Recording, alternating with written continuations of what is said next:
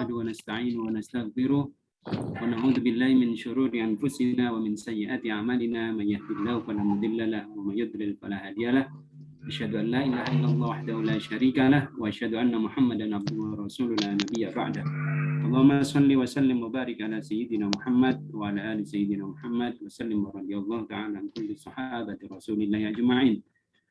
Alhamdulillah نستطيع نحن نجتمع في هذا المساء بأداء التعلم في مادة علوم القرآن وقبيل ذلك قد أرسلتم إلينا النسخة يعني المقالة البحث في إلقاء مدى المقالة هنا. طيب اختصارا لهذا الوقت أن أفضلكم لمن يجب على إلقاء البحث فليتفضل. Syukran Ustaz. Untuk share screen-nya bisa ditampilkan.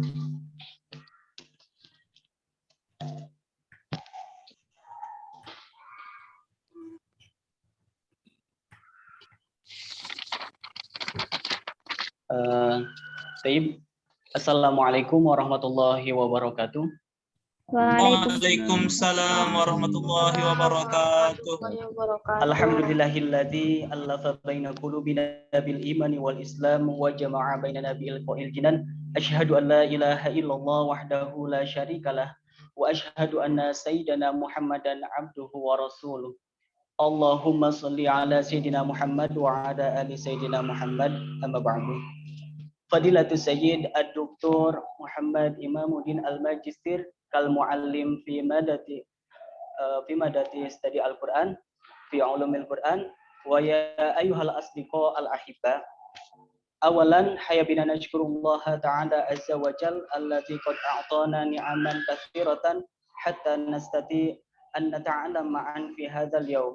Asallahu an yu'tina ilman nafi'an wa fahman wasi'an.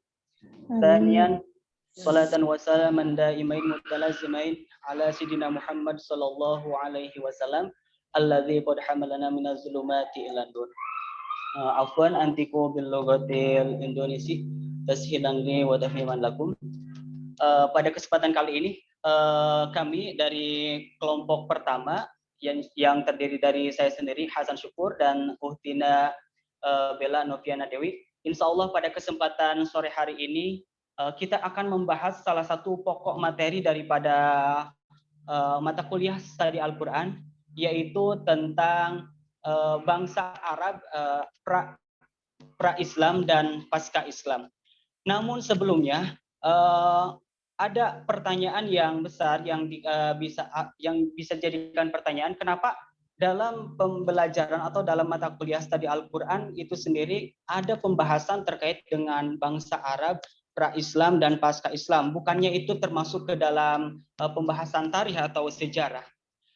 Perlu kita ketahui bahwasanya dalam peradaban Islam, dalam peradaban bangsa Arab itu ada satu hal yang menjadi faktor utama dalam terjadinya reformasi bangsa Arab itu sendiri, di antaranya yaitu Al-Quran.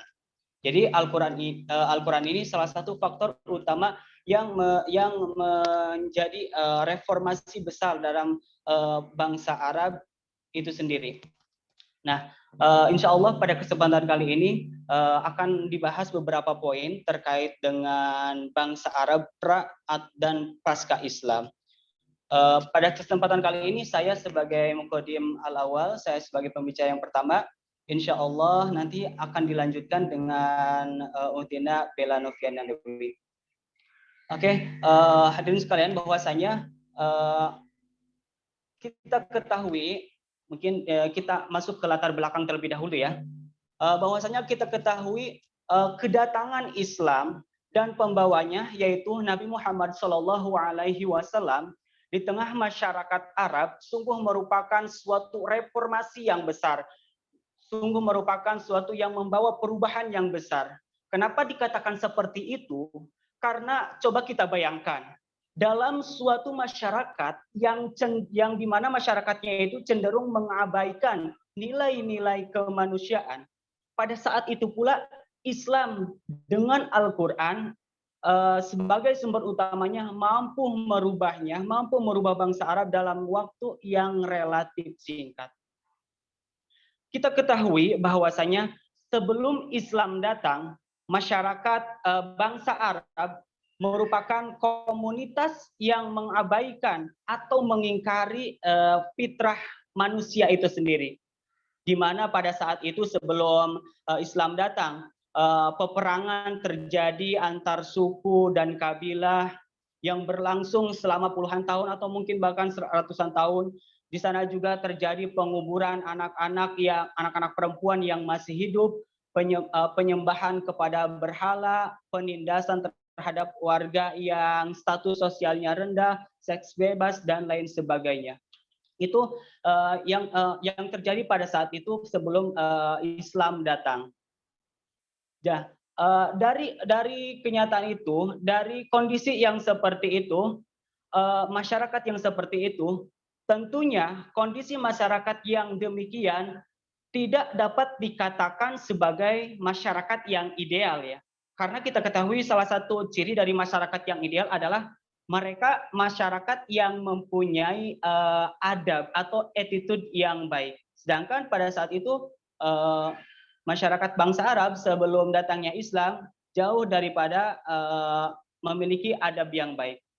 Nah, di tengah kondisi masyarakat yang demikianlah Islam datang, alhamdulillahirobbilalamin, dengan Al-Quran dan Nabi Muhammad sebagai dua faktor utamanya. Dalam waktu yang relatif singkat mampu memberikan reformasi, perubahan terhadap bangsa Arab menuju lebih baik lagi.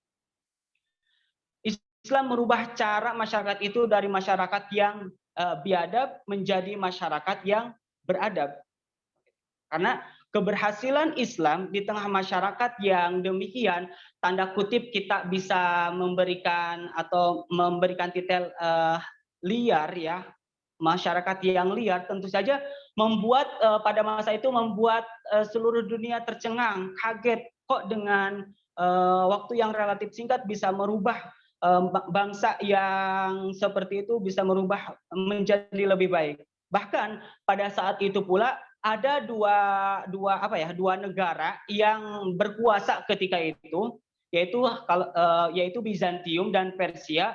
Mereka tidak membayangkan bahwa mereka akan menguasai bangsa Arab, mereka akan menguasai Arab. Karena apa? Karena mereka tahu bahwasanya wilayah ini sangat memiliki kerasnya kehidupan, begitu pun juga penghuninya.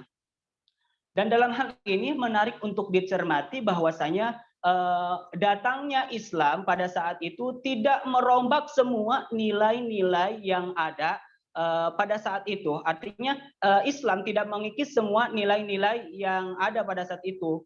Mereka hanya terutama nilai-nilai kemuliaan, kedermawanan, keberanian, akan tetapi mereka menyempurnakannya. Jadi lebih sempurna lagi. Nah, makanya dalam hal ini kita akan membahas terkait dengan bangsa Arab pra-Islam dan pasca-Islam. Namun dalam hal ini kita akan lebih fokus terhadap 4 poin yang kami rumuskan masalahnya. Yang pertama, bisa ke slide selanjutnya. Yang pertama yaitu yang akan kita bahas yaitu terkait dengan bagaimana silsilah dan keturunan bangsa Arab. Yang kedua yang akan kita bahas yaitu terkait dengan bagaimana keyakinan dan kepercayaan bangsa Arab. Yang keempat, bagaimana kondisi sosial bangsa Arab. Dan yang terakhir yaitu bagaimana landasan bagaimana keadaan sosial bangsa Arab. Bagaimana keadaan bangsa Arab pasca Islam dan saat ini. Mungkin pembahasan yang pertama kita lanjut saja ke pembahasan terkait dengan silsilah atau silsilah dan keturunan bangsa Arab itu sendiri. Lanjut ke slide selanjutnya yaitu terkait dengan silsilah dan keturunan bangsa Arab. Baik, teman-teman semuanya, terkait dengan silsilah keturunan bangsa Arab, perlu kita ketahui bahwasanya bangsa Arab diketahui telah memiliki peradaban jauh sebelum Islam muncul di sana. Beberapa ahli mengungkapkan bahwa ada beberapa peradaban Arab yang sudah ada sebelumnya, yaitu meliputi agama, politik, ekonomi, seni dan budaya, sosial dan lain sebagainya. Namun jika kita lihat dari silsilah dan keturunan bangsa Arab, sejarawan Muslim membagi penduduk Arab menjadi 3 kategori, yaitu yang pertama Al-A'rab Al-Ba'idah atau yang disebut dengan Arab kuno, yang kedua Al-A'rab Al-Aribah atau yang disebut dengan Arab pribumi, dan yang ketiga yaitu Al-A'rab Al-Musta'dibah atau yang disebut dengan Arab pendatang. Nah, dalam hal ini siapa sih yang disebut dengan Al-A'rab Al-Ba'idah, Al-A'rab Al-Aribah dan Al-A'rab Al-Musta'ribah? Dalam hal ini, Syekh Syafi'ur Rahman Al-Mubarakfuri menjelaskan dalam bukunya Sirah Nabawiyah, beliau menjelaskan bahwasanya Al-A'rab Al-Ba'idah yaitu mereka Arab-Arab kuno, yaitu kaum-kaum Arab yang terdahulu yang sejarahnya tidak bisa dilacak secara rinci. Karena memang penduduk Arab Al-Ba'idah ini jika dilacak sejarahnya itu tidak bisa dilacak secara rinci ya. Mungkin memang ada sebagian yang dikisahkan dalam Al-Qur'an yang mungkin kita dapat. Cuman tidak banyak yang melacak bagaimana kondisi Al-A'rab Al-Ba'idah ini. Yang kedua adalah Al-A'rab Al-Arabiyah, yaitu mereka yang penduduk Arab atau pribumi. Mereka yang memang asli dari Arab itu sendiri. Dan dalam hal ini yang termasuk Al-A'rab Al-Aribah, yaitu kaum Arab yang berasal dari keturunan Ya'rub Yasjub bin Qoton atau yang disebut dengan Arab Qotoniyah. Seperti itu. Adapun tadi yang termasuk Al-A'rab Al-Ba'idah yaitu diantaranya seperti kaum Ad, Samud, Imlaq dan lain sebagainya. Dan yang terakhir adalah Al-A'rab Al-Musta'ribah yaitu Arab pendatang. Di mana yang termasuk kaum Arab ini adalah mereka kaum-kaum yang berasal dari keturunan Ismail yang disebut dengan A'rab Adnaniyah. Lalu selanjutnya terkait dengan untuk pembagian dilihat dari letak atau tempat mereka. Bangsa Arab dibagi menjadi 2, yaitu ada yang disebut dengan Ahlu Al-Hadoroh atau penduduk kota, dan yang kedua adalah Ahlu Al-Badiyah atau yang disebut dengan penduduk gurun pasir. Tentunya dari keduanya terletak beberapa perbedaan, baik itu dalam sosial, tata cara, ekonomi, politik dan lain sebagainya. Karena mungkin memang dilihat dari letak geografisnya juga. Nah, jika dilihat dari keturunannya, bangsa Arab itu terbagi menjadi 2 bagian, yaitu ada yang disebut dengan Al-A'rab Al-Qotoniyun dan Al-A'rab Adnaniyun. Apa sih Al-A'rab Al-Qotoniyun dan apa Al-A'rab Al-Adnaniyun? Al-A'rab Al-Qotoniyun yaitu yaitu mereka yang berdiam-diaman. Namun pada saat itu setelah hancurnya bendungan Ma'rib di sekitar tahun 120 sebelum Masehi, mereka berimigrasi ke utara dan mendirikan kerajaan. Ada 2 kerajaan, yaitu Kerajaan Hiroh dan Kerajaan Ghassan. Dan yang termasuk dengan Al-A'rab Adnaniyun yaitu mereka keturunan Ismail Ibnu Ibrahim yang banyak mendiami daerah Arab dan Hijaz. Nah, ini bangsa Arab yang dilihat dari keturunannya. Dilanjut dengan yang selanjutnya yaitu terkait dengan keyakinan dan kepercayaan bangsa Arab itu sendiri. Perlu kita ketahui bahwasanya sebelum kedatangan Islam di Arab itu sudah ada atau sudah terdapat berbagai macam agama. Di antaranya ada agama Yahudi, Kristen, dan paganisme, di mana agama paganisme ini merupakan merupakan agama yang dianut oleh bangsa Arab itu sendiri.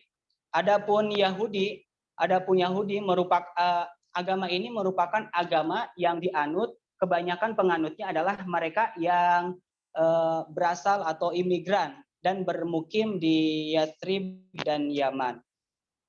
Bahkan pada saat itu raja atau yang berkuasa di Yaman yaitu Zunuwas yang berkuasa di Yaman, mereka lebih raja tersebut lebih condong ke Yahudi agamanya.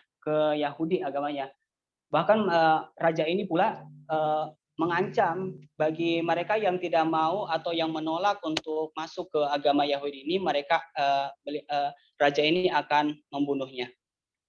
Sedangkan di sana ada juga agama Kristen, dan agama Kristen ini memang tidak se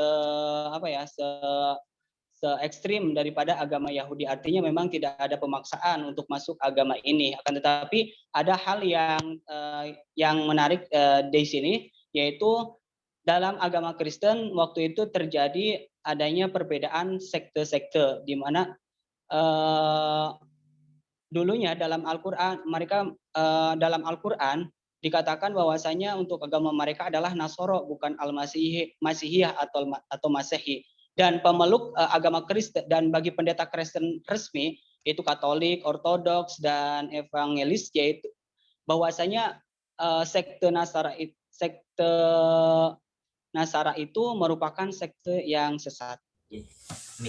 Selain yang tiga itu, ternyata memang ada pula agama Hanif.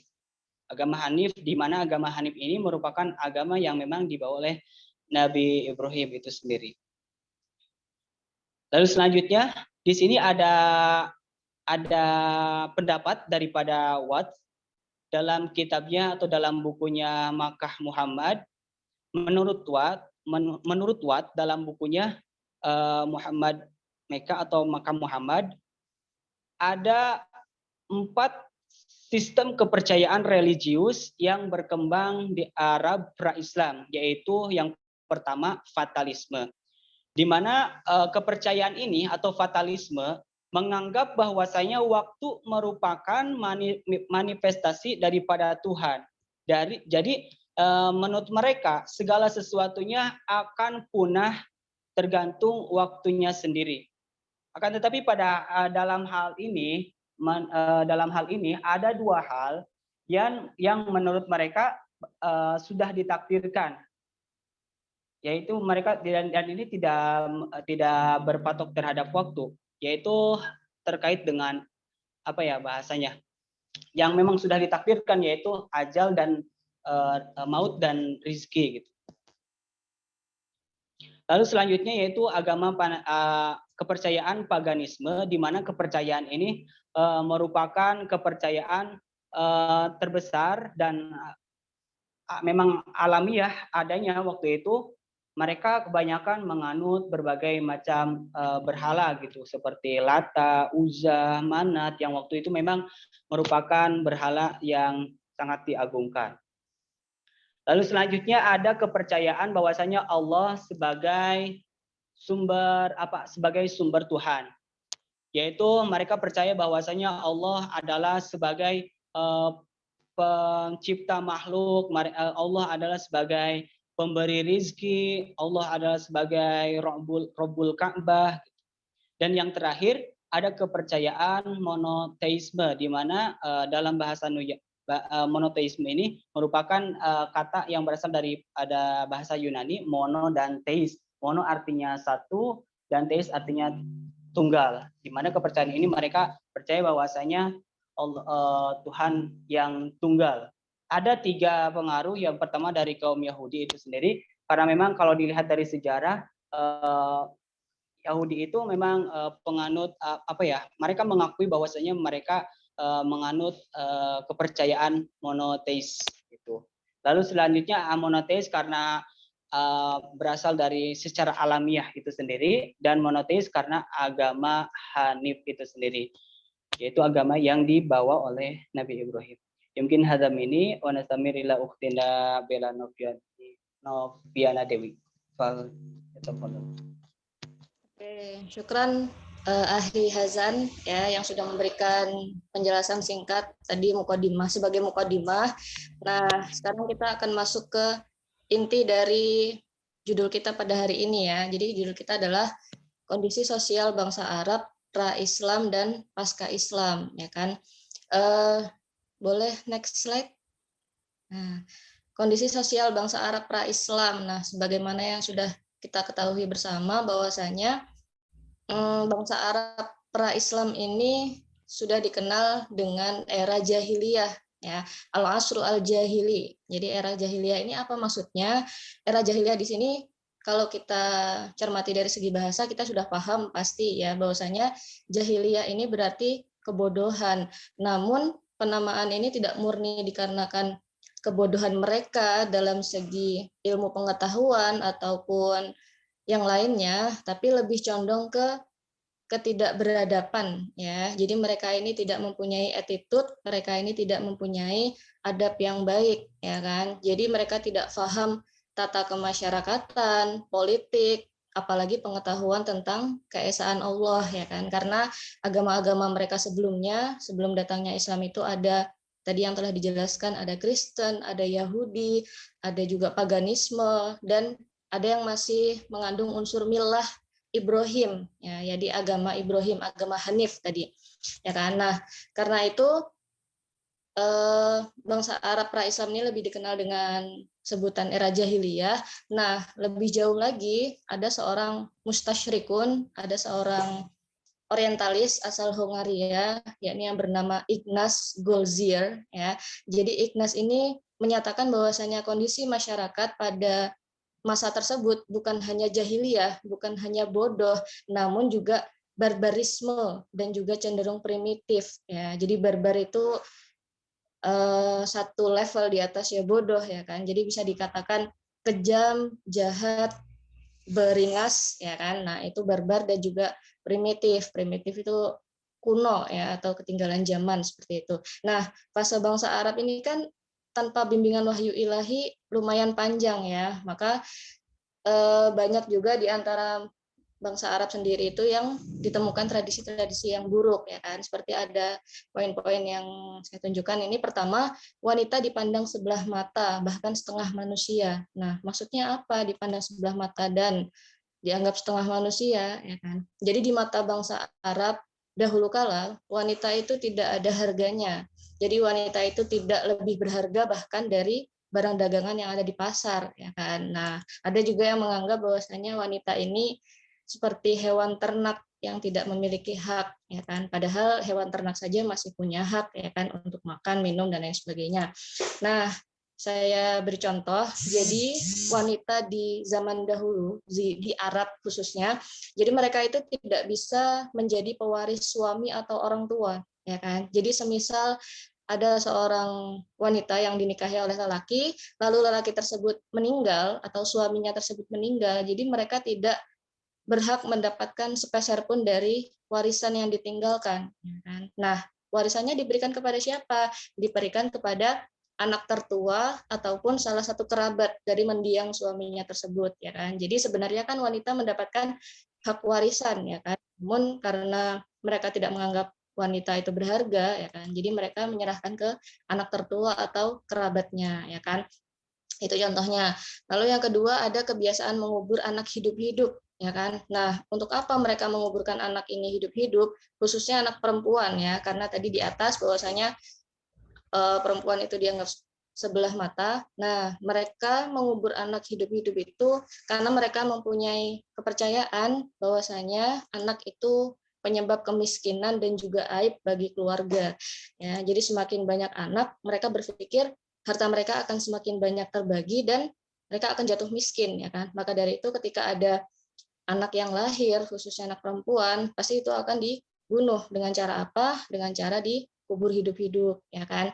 Nah, ada lagi sebabnya, karena ketika mereka itu kalah dalam peperangan, maka istri dan anak perempuan itulah yang akan dirampas oleh musuh, ya kan? Maka dari itu, daripada anak mereka itu dijadikan tawanan oleh musuh, lebih baik mereka menguburnya terlebih dahulu ketika lahir, ya kan? Nah, itu dua sebab, dua alasan kenapa mereka membunuh anaknya hidup-hidup, ya kan?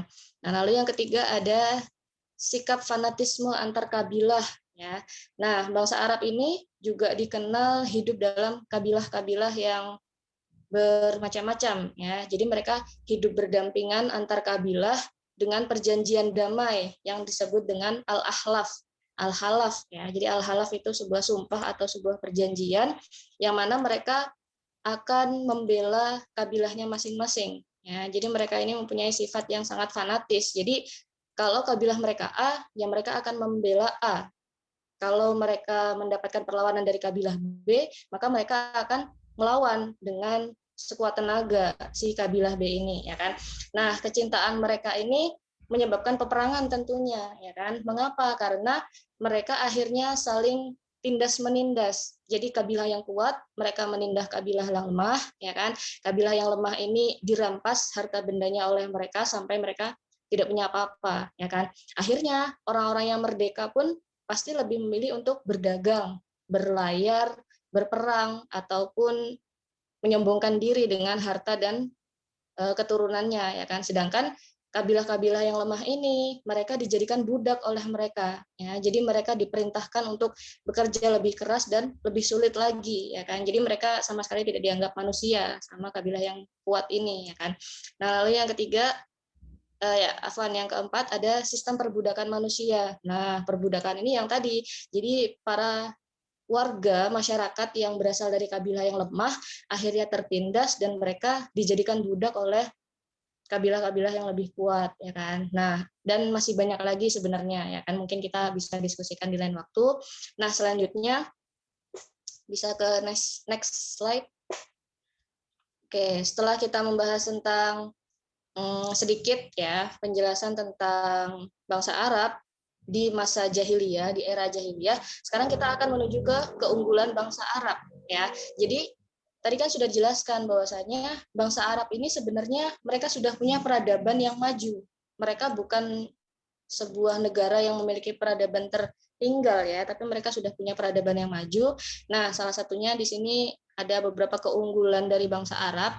Yang pertama di sisi pertanian, jadi di segi pertanian, yang kedua di segi perdagangan, dan yang ketiga di segi ilmu pengetahuan. Nah, pertanian nih, bangsa Arab Islam itu memiliki kemajuan di bidang pertanian yang sangat maju, ya kan. Mengapa demikian? Karena masyarakat Arab itu telah mengenal dan menggunakan peralatan pertanian yang semi modern, ya, seperti alat bajak, cangkul, garu, tongkat kayu, dan lain sebagainya untuk bercocok tanam. Jadi mereka sudah memiliki alat yang lumayan modern lah pada zaman itu, ya kan. Nah, kemudian penggunaan hewan ternak pun juga sudah dilakukan ketika di sana, ya kan. Lalu mereka juga mampu membangun irigasi, tadi seperti yang sempat disebutkan oleh Ahi Hasan, ya, ada bendungan Ma'arib. Jadi itu salah satu bendungan yang masyhur di Arab, walaupun akhirnya rusak ya karena beberapa faktor, tapi bendungan tersebut sempat menjadi bendungan yang paling masyhur di Jazirah Arab pada masa itu, ya kan. Itu di segi pertanian. Lalu yang kedua di segi perdagangan. Nah, perdagangan ini mereka juga memiliki sebuah kemajuan ya di sana karena dilihat dari kegiatan ekspor impor yang dilakukan oleh pedagang Arab Selatan dan juga Yaman itu sudah ada sejak 200 tahun sebelum lahirnya Islam, ya. Jadi mereka itu sudah banyak mengekspor barang-barang seperti kayu, minyak wangi, kulit binatang, buah kismis dan lain-lain, ya kan. Pun dalam urusan impor mereka juga mengimpor banyak hal dari negara lain, yakni contohnya bahan bangunan, kemudian logam mulia, batu mulia, sutra, bahkan intan dan juga lain-lain. Itu dari negara Afrika, Persia, dan juga China. Ya, jadi mereka sudah melakukan ekspor dan impor jauh sebelum lahirnya Islam di sana.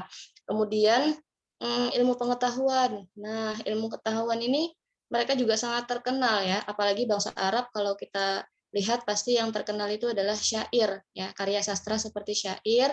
Bahkan di sana ada yang namanya pasar tahunan, itu yang paling masyhur, mungkin antum sudah pernah dengar ya. Ada Ukas, ada Dzulmajas, dan ada juga Mihnah. Jadi pasar-pasar zaman dahulu itu bukan hanya untuk jual beli saja ya, tapi juga untuk perkumpulan-perkumpulan yang mana mereka membahas tentang sastra. Jadi mereka menyairkan puisi-puisi Arab, mereka menyairkan prosa-prosa mereka, ya kan. Bahkan ada perlombaan rutin, dan perlombaan tersebut ya. Jadi jika ada yang menang dalam perlombaan tersebut, syairnya itu akan dituliskan dengan tinta emas dan digantungkan di Ka'bah, atau yang kita sebut dengan mu'allaqat. Ya, mu'allaqat itu adalah nama kain di Ka'bah yang dahulu kala itu syair yang dituliskan di atas kain tersebut itu adalah pemenang-pemenang syair, ya, pemenang-pemenang syair perlombaan yang dilakukan di pasar tahunan tadi, ya kan. Nah, itu beberapa keunggulan dari bangsa Arab, ya kan. Nah, selanjutnya next, setelah keunggulan bangsa Arab, kita di sini akan membahas tentang keadaan bangsa Arab pasca Islam, ya. Tadi kan pra-Islam sudah kita jabarkan sedikit. Nah, sekarang kita menuju ke pasca Islam. Nah, pasca Islam ini berarti setelah datangnya Islam, ya kan?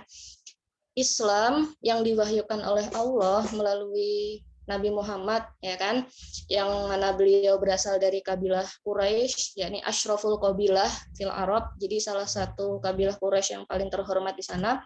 Seperti yang kita ketahui bahwasanya beliau ini menerima wahyu yang pertama kali pada umur 40 tahun, ya. Dan di sanalah titik awal lahirnya agama penyempurna, agama tauhid dari Nabi Ibrahim, yaitu Islam, ya. Sebagaimana yang kita ketahui, agama tauhid yakni agamanya Nabi Ibrahim itu datang sebelum Islam, dan Islam menjadi penyempurna. Jadi bukan menggantikan, ya, namun hanya menyempurnakan. Bukan hanya, ya menyempurnakan, seperti itu. Jalan dakwah yang dilalui Nabi otomatis tidak mudah, ya. Banyak jalan terjal yang harus beliau lalui, ya kan, untuk berdakwah. Ketika beliau berdakwah itu beliau dilempari batu, ketika sholat beliau dilempari kotoran dan lain sebagainya. Nah, itu salah satu kesulitan yang ditempuh oleh Nabi. Namun beliau tidak menyerah, ya kan. Beliau menghabiskan waktu sekitar 23 tahun, ya, untuk berdakwah menuju kepada Islam. 13 tahun pertama itu dilaksanakan di Makkah, dan 10 tahun selanjutnya itu di kota Yasrib atau Madinah. Nah, sekarang tujuan dakwah Nabi itu apa sih, ya kan? Ini seperti yang saya tunjukkan, Islam mengembalikan hak-hak manusia atau freedom of mankind. Nah, jadi Islam ini mengembalikan hak-hak manusia yang sebelumnya direnggut, ya kan? Yang tadi tidak dianggap sebagai manusia, wanita itu dianggap sebagai lebih rendah daripada hewan, ya kan? Kemudian perbudakan dan lain sebagainya. Nah, inilah tujuan Nabi Muhammad datang ke Arab khususnya, ya kan, membawa agama Islam untuk itu, mengembalikan freedom of mankind, kan. Nah, kemanusiaan nih, kita membahas tentang kemanusiaan. Di sini saya bagi jadi dua, ada kemasyarakatan dan ada juga social justice, ya. Social justice itu prinsip sosial dalam Islam. Nah, di kemasyarakatan sendiri kita punya 3 poin, yaitu yang pertama masjid sebagai majelis taklim, yang kedua muhajirin dan ansor, yang ketiga muslim dan non-muslim. Nah, yang pertama masjid sebagai masjid taklim. Sebagaimana yang kita ketahui bahwasanya masjid itu pada zaman Nabi tidak hanya digunakan sebagai tempat ibadah saja, ya, namun juga tempat sebagai berkumpul dan juga bermusyawarah, ya, bermusyawarah tentang banyak hal, ya, tentang ilmu, ya, mungkin tentang pembelajaran atau tentang hal-hal lain yang berhubungan dengan negara dan lain sebagainya. Nah, jadi masjid itu didirikan untuk itu, khususnya untuk majelis taklim, ya. Jadi dengan adanya majelis taklim yang diadakan di masjid, maka orang-orang akan lebih intens untuk berkumpul di sana, ya, untuk saling bersosialisasi, untuk saling berkomunikasi. Nah, disitulah awal mula dasar kemasyarakatan Islam itu ditanamkan oleh Nabi, ya kan. Jadi Nabi ingin membangun miniatur negara yang sesuai dengan konsep Islam. Dimulai dari mana? Dimulai dari masjid, ya kan. Nah, yang kedua ada Muhajirin dan Ansor. Nah, apa sih Muhajirin itu? Nah, Muhajirin itu adalah kaum muslim pendatang, ya, kaum muslim pendatang, sedangkan Ansor itu adalah penduduk asli Madinah, ya. Meskipun mereka tidak mempunyai hubungan kekerabatan secara keturunan atau secara nasab, tapi Rasul berusaha untuk menggabungkan mereka. Jadi jangan sampai ada jurang pemisah antara Muhajirin dan juga Ansor, walaupun mereka memiliki background yang berbeda, memiliki latar belakang kehidupan yang berbeda.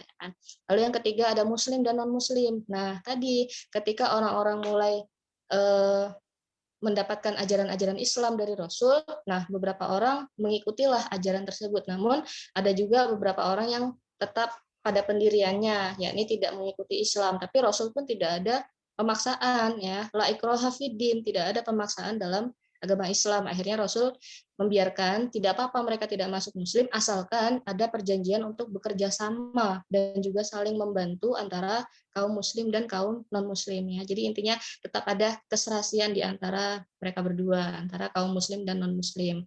Nah, yang kedua ada social justice. Nah, social justice ini adalah prinsip sosial. Nah, prinsip sosial ini juga mulai dikenalkan untuk menggantikan tradisi jahiliyah yang bisa dikatakan kurang atau bahkan tidak berkemanusiaan, tidak berperi kemanusiaan.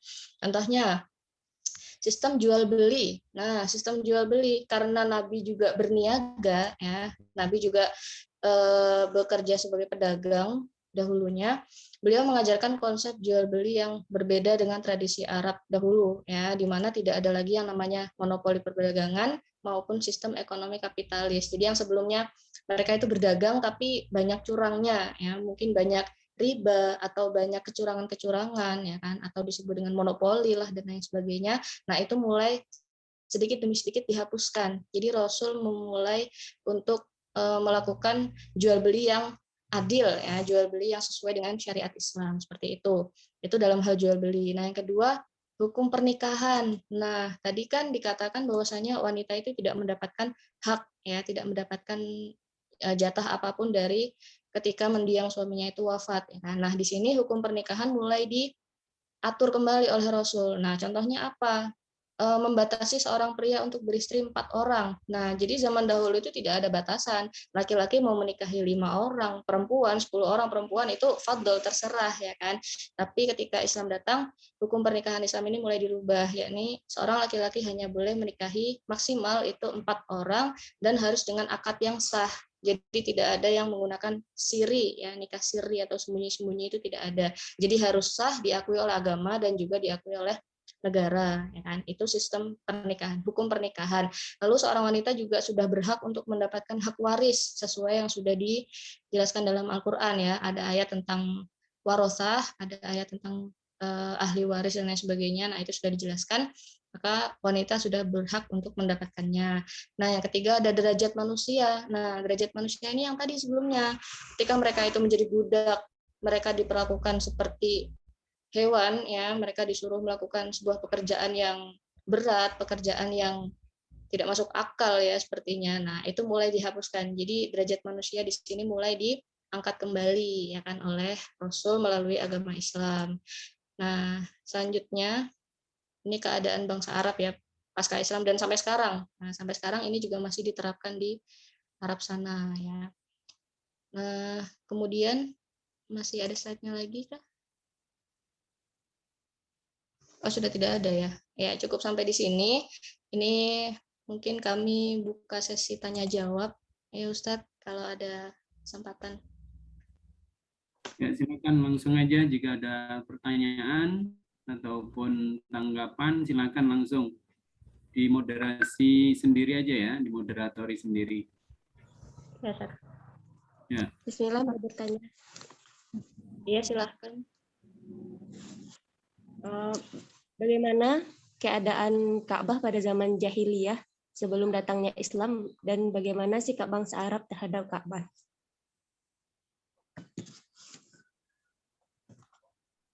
Ya, keadaan Ka'bah. Ditampung dulu atau langsung jawab, Mbak? Ditabung dulu boleh. Oke, mau tanya kalau gitu saya. Boleh? Ya, silahkan. Oke. Tadi saya sempat mendengar saudara Hasan Hafizahullah Ta'ala tentang membagikan bahwa kategori kaum Arab itu ada namanya dari Adnaniyah sama Khotaniyah. Tadi saya juga sempat mendengar beliau bilang bahwa Khotaniyah itu dari keturunan Bani Ismail. Yang menjadi pertanyaan adalah gini, yang dulu dipelajari bahwa yang menjadi keturunan Nabi Ismail itu adalah Adnaniyah. Kenapa namanya Adnaniyah? Karena diambil dari putra Nabi Ismail itu Adnan, dari keturunan Nabat. Adnan ini adalah kakek ke-21 dari keturunan Rasulullah SAW. Dari pertanyaannya adalah kayak gini, yang benar seperti apa Mas Hasan antara Adnaniyah sama Khotaniyah ini? Perbedaan yang mendasari seperti apa antara keturunan ini? Dan yang kedua adalah Rasulullah SAW itu sebenarnya dari keturunan mana? Adnaniyah atau Khotaniyah? Seperti itu.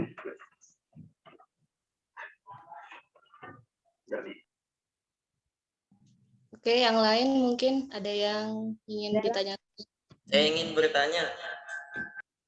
Ya, silahkan. Baik. Nah, pertanyaan saya tertuju kepada pemateri Mas Hasan ya. Kalau seperti Habib, Syarif, atau Sayyid yang kita tahu di Indonesia itu termasuk golongan bangsa Arab yang mana? Kurang lebihnya itu yang saya ingin tanyakan. Jadi apakah Habib, Sayyid, atau Syarif itu termasuk ke golongan bangsa Arab yang mana? Terima kasih. Mbak Bella, Ana mau nanya. Iya, silahkan. Terima kasih sebelumnya atas waktunya. Tadi saudara Hasan Syukur menjelaskan bahwasannya kepercayaan bangsa Arab ada 3, yaitu ada Yahudi, kemudian Kristen, dan juga paganisme. Kemudian ada juga kepercayaan agama Hanif, yang mana agama itu dianut oleh Nabi Ibrahim. Kemudian ada juga kepercayaan religius yang berkembang di era pra-Islam, yang salah satunya adalah monoteisme, yang itu juga dibawa oleh Nabi Ibrahim. Tadi Mas Hasan juga menjelaskan bahwa monoteisme ini juga dianut oleh orang Yahudi. Pertanyaannya, berarti dulu orang Yahudi itu mengikuti ajarannya atau agamanya Nabi Ibrahim, begitu ya? Mungkin pemahaman saya salah, mohon diluruskan jika salah. Soalnya tadi Mas Hasan menjelaskan monoteisme ini dibawa oleh Nabi Ibrahim dan monoteisme juga dianut oleh orang Yahudi gitu. Orang Yahudi dulu itu berarti orang Yahudi dulu mengikuti agamanya Nabi Ibrahim atau bagaimana? Terima kasih. Oke. Ada lagi mungkin yang akan ditanyakan? Saya mau nanya ya. Silahkan. Baik. Dari beberapa budaya Arab pra-Islam, tadi kan ada salah satu budaya-budaya yang mungkin sangat menyimpang, seperti halnya wanita itu seolah-olah tidak dihargai, atau bisa dikatakan bahwasannya itu budaya rasis pada zaman Arab sebelum Islam itu sangat kental. Yang menjadi pertanyaan saya, sebelumnya saya minta maaf mungkin kalau ada keliruan, bahwasanya dari apa yang saya baca-baca perhatikan bahwasanya sampai sekarang pun banyak negara yang sangat rasis. Sampai sekarang seperti halnya Amerika itu negara yang rasis terhadap orang berkulit hitam. Yang kedua seperti halnya Korea itu negara yang rasis pada masyarakat Asia Tenggara. Inggris rasis pada para imigran dari Afrika. Begitu juga Arab sampai sekarang itu sangat rasis kepada para golongan pembantu. Seperti banyak pembantu atau TKI, TKW dari Indonesia yang bekerja di sana itu sangat direndahkan. Karena mungkin masih ada unsur-unsur budaya perbudakan di sana. Yang saya pertanyakan adalah apakah budaya-budaya Arab pra-Islam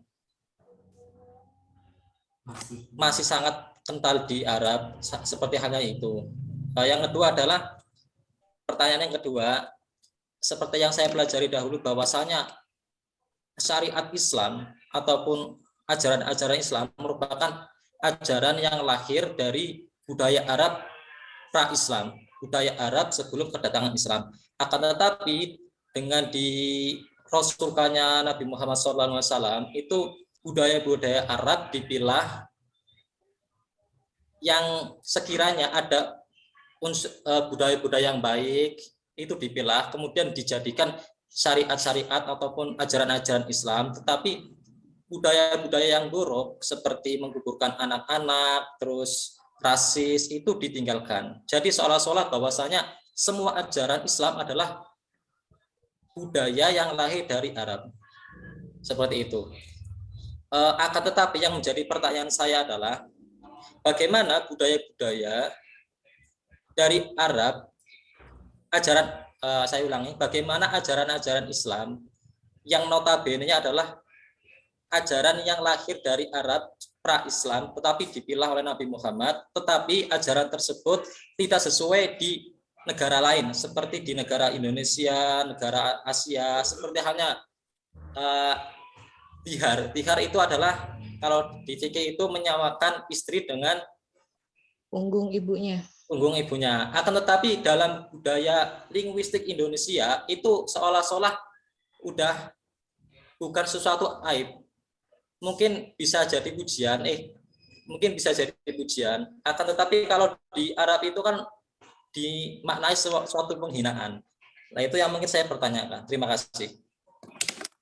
Terima kasih atas pertanyaannya yang luar biasa. Mungkin cukup ya.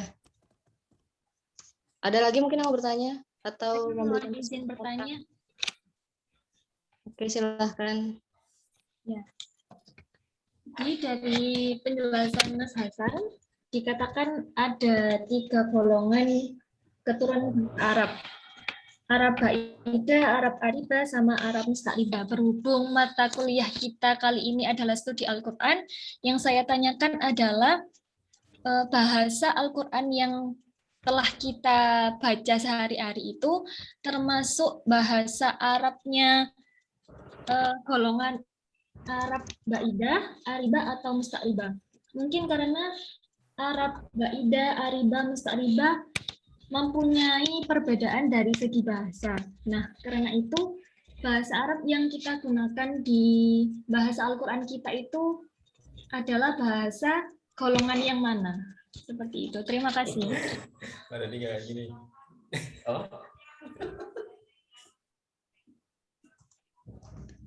Sudah cukup mungkin? Mas Hasan silahkan.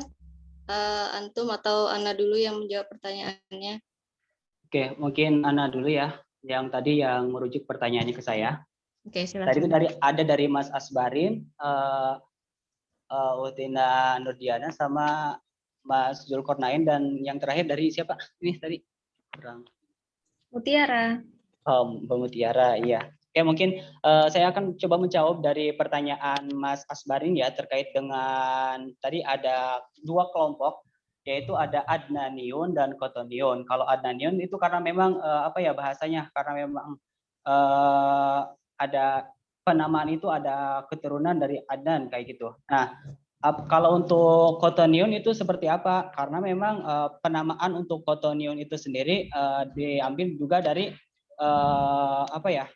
asalnya, karena kalau kita lihat bahwasanya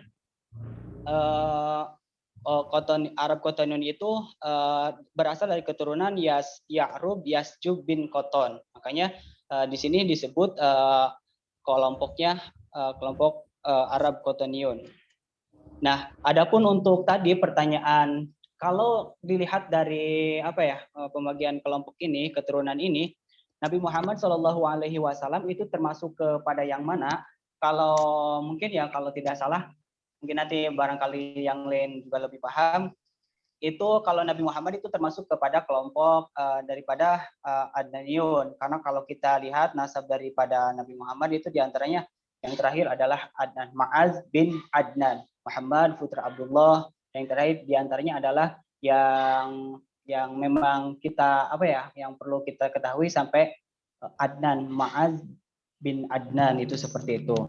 Jadi saya tanya ini karena tadi saya sempat mendengar dengan bilang bahwa Khotaniyah ini juga termasuk dari Bani Ismail. Yang menjadi pertanyaan yang menjanggal di atasnya itu gini, kalau memang Khotaniyah juga termasuk dari Bani Ismail, pertanyaannya seperti ini, bisa dikatakan sebagai Bani Ismail juga Khotaniyah ini dari mana keturunannya sampai yang tadi itu Muhammad bin Al-Khotan tadi itu apakah ada silsilah keturunan yang berkaitan dengan Adnaniyah, sehingga karena Adnaniyah kan dari Bani Ismail. Naam, tapi kalau Khotaniyah ini dari Bani Ismail juga, itu silsilahnya seperti apa sampai Khotaniyah juga bisa kita bilang bahwa dia dari Bani Ismail. Kalau untuk masalah untuk keturunan sampai ke sananya memang Anda belum paham. Mungkin nanti bisa ditambahin dengan sama Ustadz untuk menambahkan jawabannya seperti itu, Ustaz Barim. Cuman yang Anda paham yang memang seperti itu. Jadi memang termasuk ke kelompok Adnaniyun. Untuk pertanyaan yang kedua terkait dengan pertanyaan daripada Mas Zulkarnain ya. Kalau untuk Habib Habib yang ada sekarang di Indonesia ya, itu termasuk kepada yang mana? Itu termasuk kelompok Arab al-Baidah, al-Aribah atau al-Mustaribah. Kan di sini memang ada 3, yaitu ada Arab kaum yang Arab kuno, Arab asli, dan juga Arab pendatang. Mungkin itu lebih kita lebih dilihat daripada bagaimana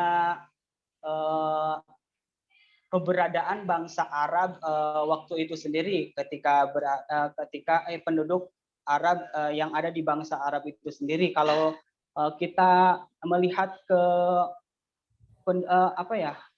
keturunan daripada Habib yang ada di Indonesia ya, itu bisa dikatakan sebagai mungkin kalau tidak salah Arab pendatang seperti itu, karena mungkin ini lebih dilihat bagaimana di mana dia bertempat gitu.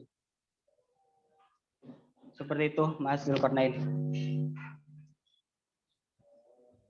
Apakah ada yang perlu di Mas Zul? Ya, terima kasih penjelasannya dari Mas Hasan. Iya, jadi karena kan kalau tadi kan memang di pembagian ini melihat bangsa Arab atau penduduk atau masyarakat Arab yang ada di sana. Jadi yang ada di sana tuh memang ada Arab yang kuno, ada Arab yang asli dari sananya juga ada yang Arab memang mereka pendatang ke sana, itu mereka bukan asli dari sana. Seperti itu. Adapun untuk tadi ya pertanyaan daripada Mbak Nurdiana terkait dengan monoteis, di sini memang tadi yang ditanyakan Yahudi juga itu monoteis, sedangkan yang Milah atau Hanif juga itu monoteis. Nah, apakah memang Yahudi itu juga mengikuti Hanif? Bukan seperti itu. Ini kepercayaan ya, ini penganut kepercayaan, bukan berarti agama. Karena Islam juga monoteis, jadi mereka percaya bahwasanya Allah itu satu, Allah itu tunggal. Termasuk juga Yahudi, mereka juga mengakui bahwasanya Tuhan mereka juga satu. Itu seperti itu. Cuman secara lebih singkat sejarahnya memang kurang paham. Kalau tidak salah mereka Tuhan ada yang disebut dengan Yahweh gitu ya, pernah dengar gitu terkait dengan itu. Jadi memang ini kepercayaan. Jadi mereka mereka percaya bahwasanya Tuhan itu satu. Adapun untuk ajarannya ya mungkin kalau Yahudi dari mana, kalau untuk Islam itu mungkin dari ajaran Nabi Ibrahim. Boleh menambahkan?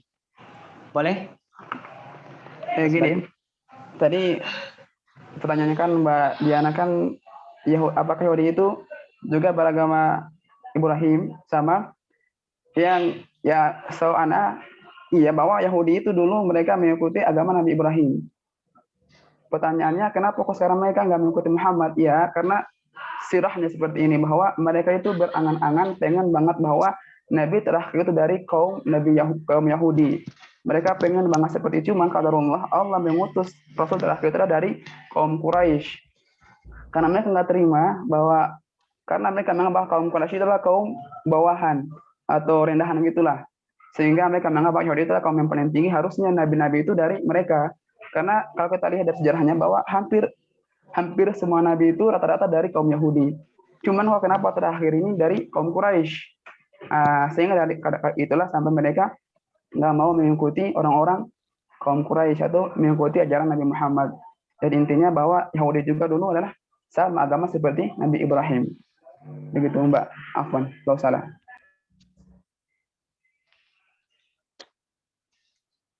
Oke, cukup Mas Hasan. Ada yang mau dijawab lagi mungkin?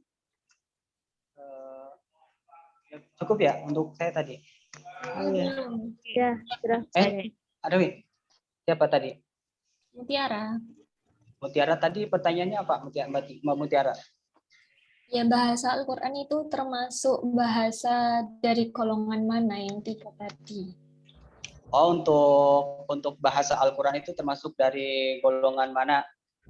Kita ketahui bahwasanya mungkin lihat ke bahasa ya, mungkin Al-Quran itu termasuk bahasa yang kalau dilihat dari bahasanya termasuk ke bahasa Fusha ya. Dan kalau kita tahu bahwasanya bahasa Fusha itu sendiri merupakan bahasa yang banyak digunakan oleh kaum Quraisy itu sendiri. Jadi bisa dikatakan ya mungkin mereka termasuk kepada kelompok Al-Arabiyah Al-Aribah yang penduduk asli pribumi. Boleh tambahkan lagi Mas Hasan? Boleh, silakan Mas Asbari. Gini, tentang pemilihan bahasa Al-Quran ini dulu ketika masih S1 ini masuk dalam mata kuliah filologi atau fikologi tentang pemilihan bahasa. Memang dari seginya bahwa kalau kita kaitkan antara Arib dan Musta'arib ini sangat jauh sekali karena gini, dulu kalau kita lihat bahwa sebenarnya kalau bahasa Al-Quran ini bukan lebih ke bahasa tapi lebih ke dialek. Karena ada dialek Yaman, dialek Quraisy, dialek Hijaz itu berbeda-beda semuanya. Cuman karena dari berbagai macam kabilah, mereka menjadikan pusat perdagangan itu kan di Mekah. Sedangkan Mekah itu adalah sebagai orang yang memakai dialek Quraisy. Sehingga namanya sebelum nuzul Al-Quran, mereka itu ada namanya al-lughah al-mushtarakah atau bahasa nasional kita istilahnya bahasa kesepakatan. Nah, jadi setelah ada namanya al-lughah al-mushtarakah ini, kemudian namanya adalah nuzul Al-Quran, turunlah Al-Quran, sehingga karena mereka menyepakati bahwa bahasa yang kita pakai di sini adalah bahasa suku Quraisy atau dialek Quraisy, maka qadarullah Allah juga menurunkan namanya lahjat atau dialek Al-Quran ini memakai lahjat Quraisy atau bahasa al-musyarakah tadi, karena juga Nabi Muhammad adalah dari kaum Quraisy, itu dari sejarahnya. Sedangkan kalau kita lihat dari Yaman sendiri itu kan perubahan sangat besar sekali, seperti kata kohwa diganti gohwa. Nah, karena sangat banyak seperti itu sehingga mereka menjadikan bahwa Quraisy itu dari segi gramatikal, fonologi, sama sintaksis, sama morfologinya itu baik, enak diucapkan, maka mereka menjadikan Quraisy ini sebagai al-lughah al-musyarakah dan Al-Quran juga diturunkan sebagai dialek Quraisy. Seperti itu. Wallahu a'lam.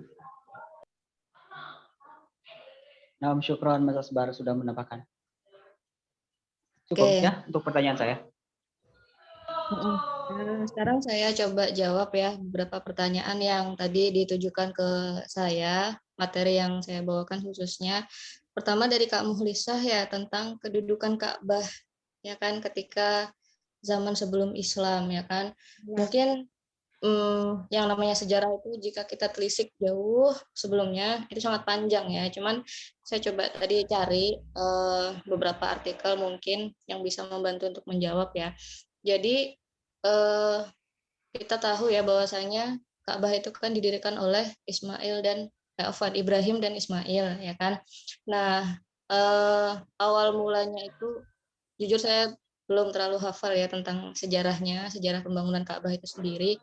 Namun di sini dikatakan bahwasanya Ka'bah itu dalam satu periode tertentu sebelum kedatangan Islam, jadi bangunan Ka'bah itu sempat pula digunakan untuk penyembahan kaum Kristiani. Ini nanti kalau ada yang salah mohon diluruskan ya.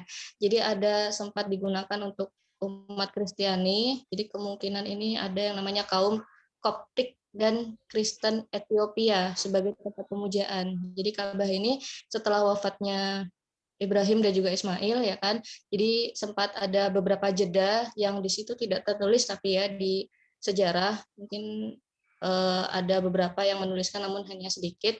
Nah, di sini dikatakan bahwasanya terdapat lukisan-lukisan di bagian dalam bangunan tersebut, ya kan, yang menggambarkan Nabi Isa itu sebagai Yesus dan Maryam sebagai Maria, ya kan. Ini dirujuk dari buku, penelitian G.R.D. King bertajuk The Paintings of the Pre-Islamic Ka'bah. Jadi jurnal ini membahas tentang gambar-gambar yang ada di Ka'bah pada zaman pra-Islam, ya kan. Jadi sempat dikatakan bahwasanya di sini kuil itu dari berhala, awalnya dari tempat pemujaan, namun hingga akhirnya menjadi arah kiblat, ya kan. Jadi sangat panjang mungkin ya. Di sini pun para sejarawan Islamis mungkin masih melakukan penelitian ya sampai sekarang tentang jelasnya bagaimana ketika zaman sebelum Islam itu Ka'bah apakah langsung menjadi kiblat umat manusia atau sebelumnya tadi sempat menjadi tempat pemujaan dan lain sebagainya. Itu mungkin nanti bisa kami bahas ya karena belum masuk di materi kita sebenarnya, tapi tidak apa-apa itu coba kami jawab ya kan. Nah, bagaimana kamu Lisa? Mungkin yang bertanya Lola, terima kasih atas jawabannya Bella. Maaf saya lupa. Nah, mungkin nanti kalau ada yang kurang jelas bisa kita bahas ya di lain waktu. Nah, yang kedua, pertanyaan dari Mas Alfarobi ya, ini lumayan panjang. Intinya tentang rasisme ya, tentang kenapa ajaran Islam yang lahir di Arab pra-Islam itu tidak merata diterapkan di seluruh negara gitu ya Mas. Mungkin kalau dari saya seperti itu. Nah, jawabannya bisa jadi ada akulturasi budaya ya. Akulturasi budaya di sini maksudnya contohnya dalam negara Indonesia ya. Di negara kita Arab itu datang, ada yang mengatakan, ada sejarawan yang mengatakan bahwasanya Arab ini datang dibawa oleh para pedagang dari Gujarat ya, dari daerah India kan. Namun ada versi lain mungkin yang mengatakan bahwasanya Arab itu dibawa oleh pedagang-pedagang lain selain dari Gujarat atau dari India itu tadi ya kan. Nah, di sini datang istilah yang namanya akulturasi ya. Jadi akulturasi budaya yang mana berkaitan dengan agama Islam ya kan. Contoh di Indonesia sendiri itu sangat terkenal bahwasanya yang menyebarkan agama Islam di Indonesia itu adalah Wali Songo. Betul ya, ada istilah Wali Songo yaitu waliullah, orang-orang yang dekat dengan Allah yang mana terpelihara dari perbuatan maksiat ya kan. Nah, mereka ini orang-orang yang sangat dekat dengan Allah sehingga mereka bisa mungkin menerima wahyu ya. Jadi mereka menerima ajaran-ajaran entah bagaimana caranya, saya juga belum terlalu mendalami. Jadi mereka dibahasakan sebagai pembawa agama Islam. Nah, ketika agama Islam itu sendiri masuk ke Indonesia, itu mereka langsung bercampur dengan kultur yang ada di daerah tersebut, ya kan. Semisal di daerah Jawa Timur, ya kan. Di daerah Jawa Timur di sini punya kebiasaan yaitu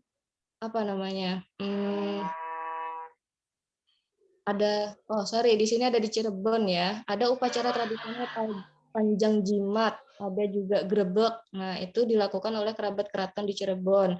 Atau upacara yang lain ya kan, mulai dari ada ngirap, ada tirakatan, ada serentahun dan lain sebagainya, itu saya nggak tahu. Nah, di situ ada akulturasi. Jadi tidak selalu apa yang datang, mungkin agama Islam yang ada sebelum zaman Arab ketika dibawa ke suatu negara belum tentu itu bisa langsung diterapkan, ya kan? Contoh saja di Aceh itu masih kental yang namanya syariat-syariat Islam ya kan, hukum rojam, hukum cambuk itu masih diterapkan, namun tidak merata di seluruh Indonesia, hanya di Aceh saja. Nah itu tadi mungkin karena adanya akulturasi ya kan. Itu sih kalau menurut saya. Jadi tidak bisa serta-merta diterapkan kebiasaan atau budaya-budaya Arab pra-Islam ataupun pasca-Islam untuk bisa meratakan di seluruh negara itu tidak bisa, karena setiap negara itu punya budaya masing-masing. Nah, tapi tentang rasisme, mungkin rasisme ini masih banyak dan penyebabnya mungkin ya manusia itu sendiri ya, bagaimana cara mereka untuk memperlakukan satu sama lain ya kan. Padahal sudah dijelaskan dalam ayat ya ayyuhan nas inna khalaqnakum min dzakari wa unsa wa ja'alnakum syu'uban wa qabaila lita'arafu. Jadi untuk saling berdampingan, jadi bukan untuk saling berselisih dan lain sebagainya ya, tapi ya dasarnya manusia itu sendiri mungkin mereka belum bisa saling menerima antara ras kulit putih atau ras kulit hitam ya kan, jadi masih ada banyak rasisme yang terjadi mungkin khususnya di daerah Timur Tengah ya, itu masih sangat banyak kita temukan seperti itu. Bagaimana Mas Al-Farabi? Saya mau menambahkan, boleh? Oh iya silahkan. Tentang zihar tadi yang menggambarkan istri seperti ibunya itu bukan merendahkan kok dalam Islam itu. Jadi sebenarnya maksudnya zihar itu seperti menggambarkan istri seperti ibunya, berarti haram juga seperti ibunya gitu. Makanya itu dianggap seperti talak. Jadi bukan masalah merendahkan atau memuliakannya gitu. Jadi hukum zihar juga masih bisa dipakai di Indonesia, maksudnya menggambarkan istri seperti ibunya gitu. Jadi punggung ibu itu maksudnya semua bagian dari ibunya gitu. Ya. Oke, terima kasih Kanida. Bagaimana Mas Al-Farabi? Mungkin ada yang masih dipertanyakan?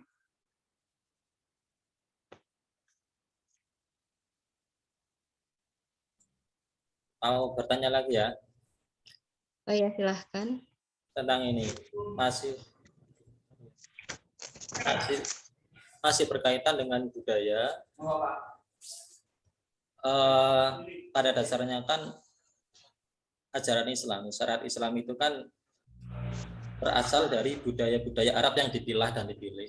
Kemudian bagaimana budaya-budaya luar Arab tetapi beda dengan budaya Arab, apakah budaya-budaya tersebut boleh diterapkan secara ajaran Islam? Karena sampai sekarang masih banyak sekali orang-orang yang tidak bisa membedakan antara syariat, fikih sama budaya gitu. Terus mungkin indikator-indikator atau budaya-budaya yang boleh dilaksanakan tetap yang berbeda dengan budaya Arab gitu. Boleh jawab Mbak Bella? Silahkan. Oke, bismillah Mas Al-Farabi mencoba menjawab. Ini intinya Islam itu tadi saya dengar statement Anda bilang bahwa pada dasarnya Islam itu dari budaya-budaya Arab. Bukan salah tapi kurang tepat karena gini.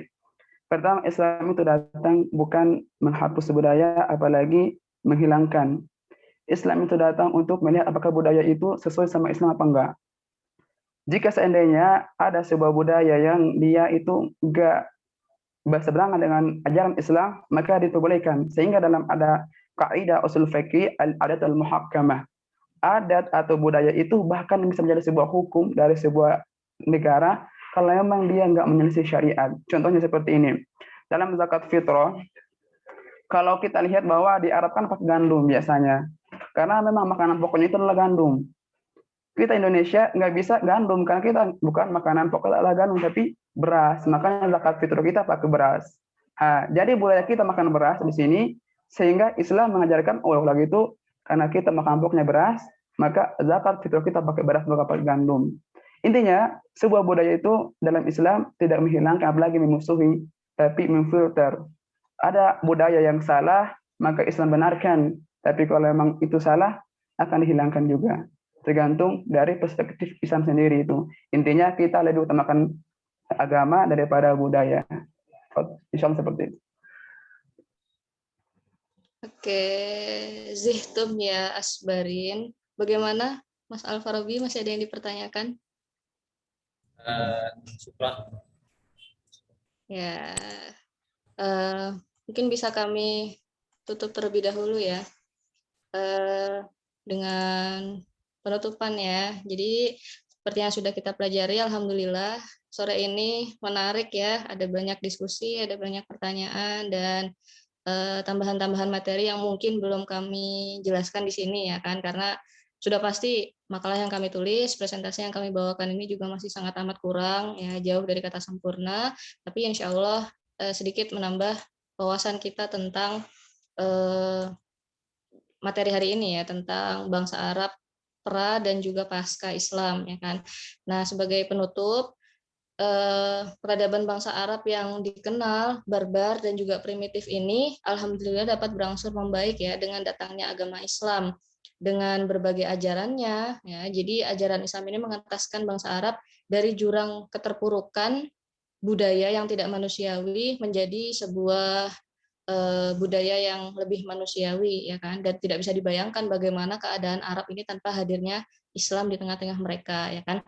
Nah, adapun kemunduran Islam mungkin di beberapa negara ya kita menemukan yang namanya kemunduran Islam atau mulai hilangnya ajaran-ajaran Islam dari negara tersebut, itu mungkin salah satu faktornya adalah siklus abadi sebuah peradaban ya. Sebuah peradaban pasti bisa berubah dan bisa lebih maju atau bahkan lebih mundur ya. Nah, mulai ditinggalkannya nilai-nilai agama Islam ini, jadi ada salah satu tokoh bernama Syakib Arslan.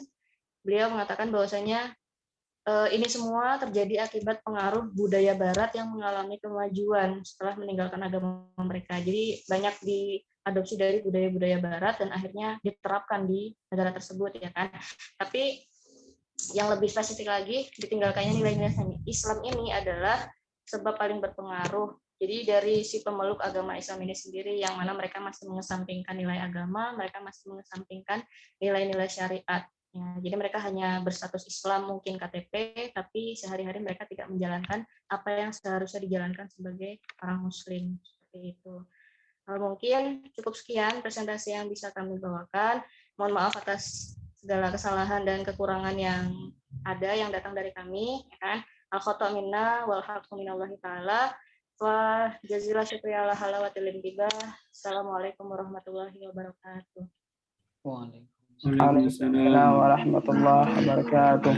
Waalaikumsalam warahmatullahi wabarakatuh.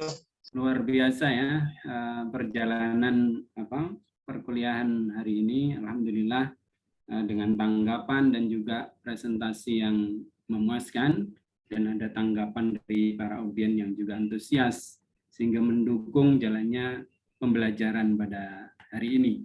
Baik, mungkin akan saya ulas sedikit ya, dan juga menanggapi beberapa hal. Yang pertama yaitu tentang Arab pra-Islam ya. Kita ketahui secara geografis yang namanya Jazirah Arab disebut dengan Jazirah, ini kan seperti pulau ya. Tapi sebenarnya kan dia adalah Sibhul Jazirah, artinya semenanjung gitu kan. Ya. Maka di sini ada beberapa posisi secara geografis. Jazirah Arab ini adalah sebelah baratnya berbatasan dengan Laut Merah. Sebelah selatan ada Lautan Hindia. Sebelah timur ada Teluk Arab, ya kan? Arab Gulf. Terus kemudian di sebelah utara ada Gunung Irak dan Gurun Syam atau Syria yang sekitar panjangnya 1000 km. Ya. Nah, keistimewaan dari penduduk gurun pra-Islam inilah yang sangat menarik ya. Kenapa di situ ini terkorelasi dengan Al-Quran, bahasa Al-Quran yang nanti ketika Islam datang, itulah karena bahasa Arab saat itu sangat murni. Karena apa? Karena menurut Ibnu Khaldun dalam kitab Muqaddimahnya, ini bisa didengar ya suara saya ya? Bisa, insyaallah. Ya. Bisa. Jadi karena kemurnian kedudukan orang Arab pra-Islam tanpa campur tangan adanya pendatang dan infiltrasi dari dunia luar, inilah yang menjadikan bahasa Arab itu murni. Maka Ibnu Khaldun dalam kitab Muqaddimahnya, karena Jazirah Arab ini tidak pernah dimasuki oleh orang asing dan juga nasab mereka murni, maka bahasa mereka terpelihara dan tidak terpengaruh dengan kerusakan pengaruh bahasa asing yang bercampur, sehingga kalau kita lihat kalau dunia luar mungkin menjadi incaran karena kekayaan alamnya sehingga didatangi orang terus kemudian dikuasai sehingga percampuran bahasa itu berpengaruh kepada bahasa tersebut. Tapi inilah keistimewaan dari kedudukan Jazirah Arab, yang mana posisi orang Arab di situ memang ya sangat-sangat terpencil dari wilayah-wilayah yang dikuasai orang-orang seperti Bizantium atau Persia yang saat itu sebagai negara adikuasa, sehingga tidak digubris oleh banyak orang. Sehingga inilah keutamaan dan kelebihan dari penduduk gurun dengan bahasa aslinya. Nah, ini sangat terkait tadi saya bilang dengan studi Al-Quran, karena keaslian bahasa inilah yang akan menjadikan dasar ya Al-Quran itu diturunkan. Ya. Nah, dan juga dari sisi yang lain, memang tadi sekaligus menjawab ya pertanyaan tadi, ada yang menanyakan sebenarnya Al-Quran ini ikut bahasa mana ya kan? Ya, sebenarnya Al-Quran ini ikut bahasa mana? Kalau dari sisi keturunan, nah, ini tadi disebutkan oleh pemateri, Arab itu terbagi menjadi berapa? Silsilah keturunan orang Arab. Ada Arab Ba'idah, ada Aribah, ada Musta'ribah. Ya. Nah, kalau Arab Ba'idah ini memang Arab-Arab kuno seperti kaum Ad, Samud, ya kan? Terus kemudian Aribah inilah yang disebut dengan Qohtoniyin, ya, atau Arab pribumi. Sedangkan Nabi Muhammad itu kan di bawah oleh keturunan dari Nabi Ismail yang berujung kakeknya atau nenek moyangnya dari Nabi Ibrahim. Maka Nabi Muhammad, kalau menurut Anda, ini termasuk yang mana? Ba'idah, Aribah, atau Musta'ribah? Orang Arab pendatang, kalau menurut Anda. Musta'ribah. Nah, berarti dari Musta'ribah. Oleh karenanya, dia adalah dari keturunan Adnaniyin. Ya, yang nanti dari silsilahnya itu dari Adnaniyin. Nah, dari sini, maka bahasa yang muncul di dalam Al-Quran ya itu adalah memang disebutkan dalam hadis dengan berbagai macam riwayat bahwasanya unzilat Quran ala sab'ati ahruf, ya kan? Nah, ini sangat masyhur. Ternyata penafsiran ahli-ahli para ulama dalam memaknai kata sab'atu ahruf itu dengan berbagai macam penafsiran. Ada yang mengatakan beragam makna, ya. Ada yang mengatakan adanya itnab ataupun keindahan sastranya dan seterusnya, balaghahnya, badiknya itu sampai ada 7 dan yang lainnya. Ya, tetapi para ulama sepakat ternyata sab'atu ahruf ini adalah apa? Yaitu diturunkan dengan satu makna tetapi mempunyai 7 macam bahasa atau dialek. Ya, mungkin bisa saya gambarkan seperti ini. Kalau seandainya nggak usah jauh-jauh di Arab itu sukunya kan banyak, ada Quraisy, ada apa lagi? Coba yang 7 sab'atu huruf itu ada yang mengatakan 7 macam klan atau suku. Ya, ada Qohton, ada Adnan, ya. Ada apa lagi? Ya, 7 itu. Coba sebutkan.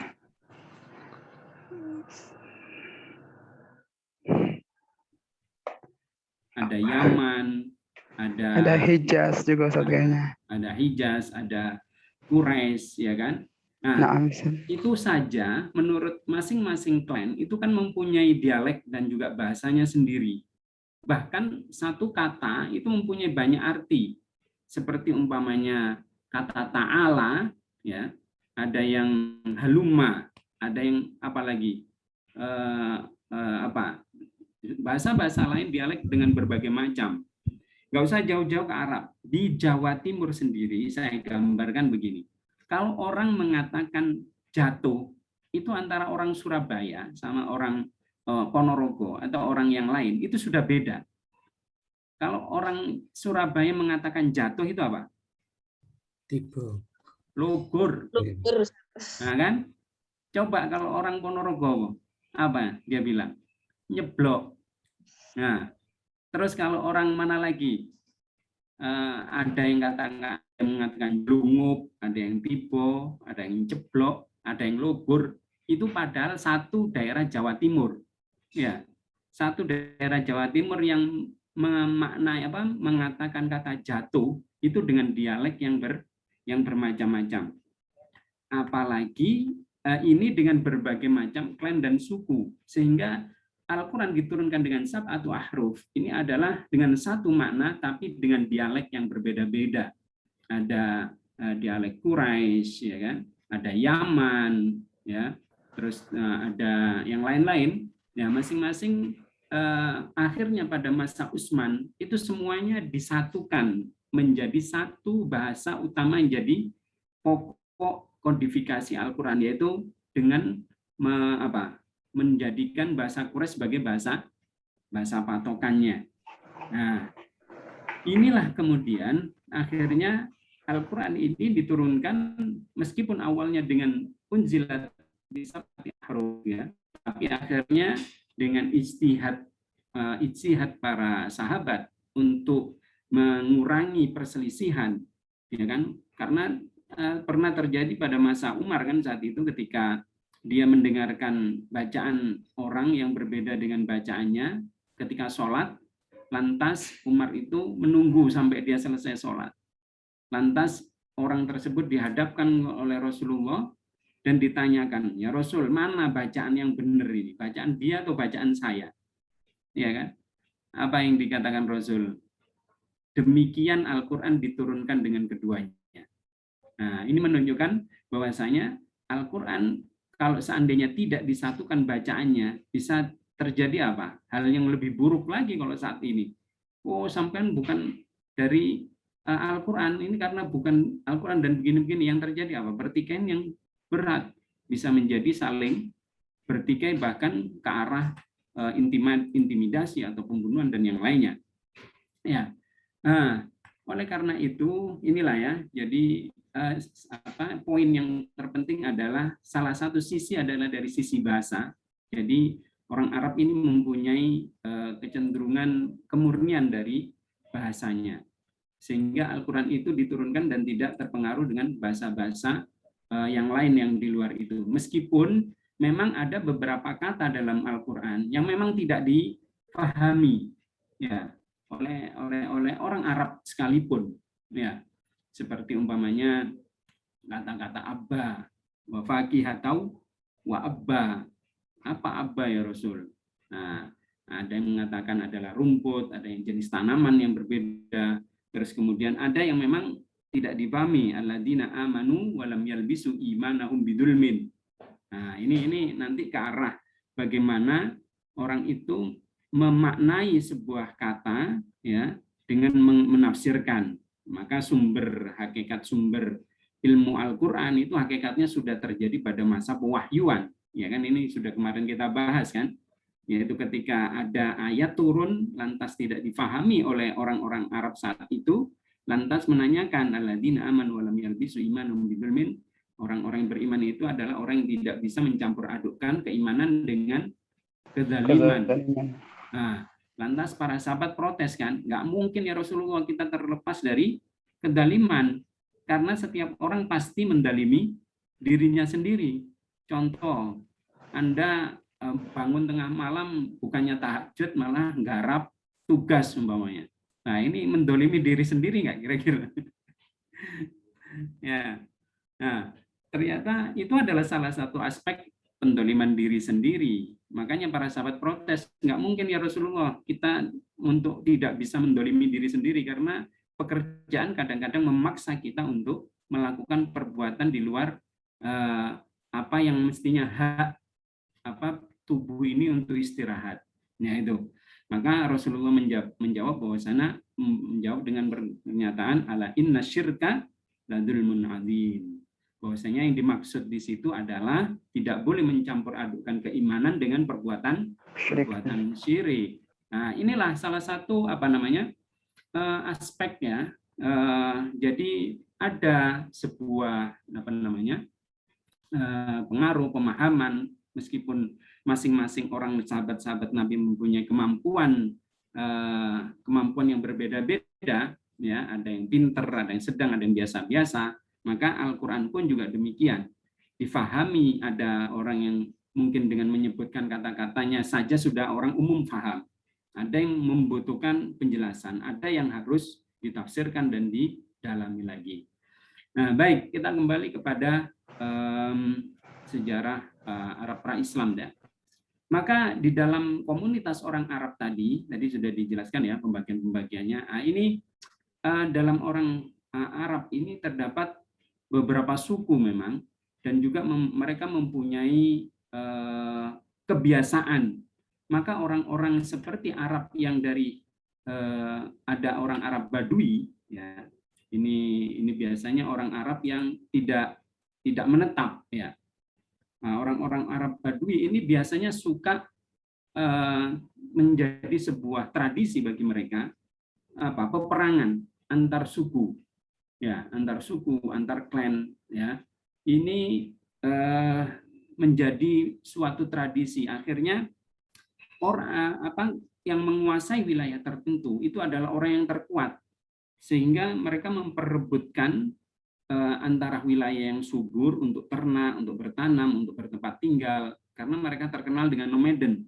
Maka orang-orang yang suku Badui inilah yang paling suka dalam peperangan. Ini meskipun mempunyai sifat yang negatif, tetapi justru orang Arab ini pada masa awalnya itu mempunyai sifat kelebihan. Ini merupakan salah satu sisi adalah sifat negatif. Sisi yang lain adalah merupakan sifat kelebihan mereka. Apa itu? Yaitu sifat keberanian. Nah, maka salah satu sifat orang Arab ya pada masa itu mempunyai sifat berani, karena sudah terbiasa hidup di padang pasir, ya, dengan begitu kehidupan yang keras, terus kemudian dengan ancaman kalau seandainya ada suku yang lain yang mengintai, dia harus siap-siap. Maka mereka selalu membawa senjata untuk mempertahankan dirinya. Nah, inilah salah satu sifat yang menjadi hal-hal tambahan atau positif dari sisi orang Arab, yaitu sifat berani. Terus kemudian seorang pemimpin dari kabilah itu juga harus dipilih dengan mempunyai sifat tersebut, mempunyai keberanian, dan juga harus orang yang juga penyabar dan juga murah tangan. Artinya tidak harus keras atau beringas, tidak, tetapi harus malah selain pemberani, dia harus pemurah dan bahkan sabar. Artinya bisa mengayomi klannya atau sukunya. Nah, inilah ya yang namanya ketua suku biasanya disebut dengan syekh di situ. Nah, syekh itu mempunyai anggota dari beberapa kepala keluarga ya atau suku-suku itu. Nah, terus kemudian ada beberapa tradisi yang dilakukan, ini langsung kepada kebiasaan. Apakah Al-Quran yang kita kaji yang sebagai wahyu itu apakah memang bersumber dari budaya mereka?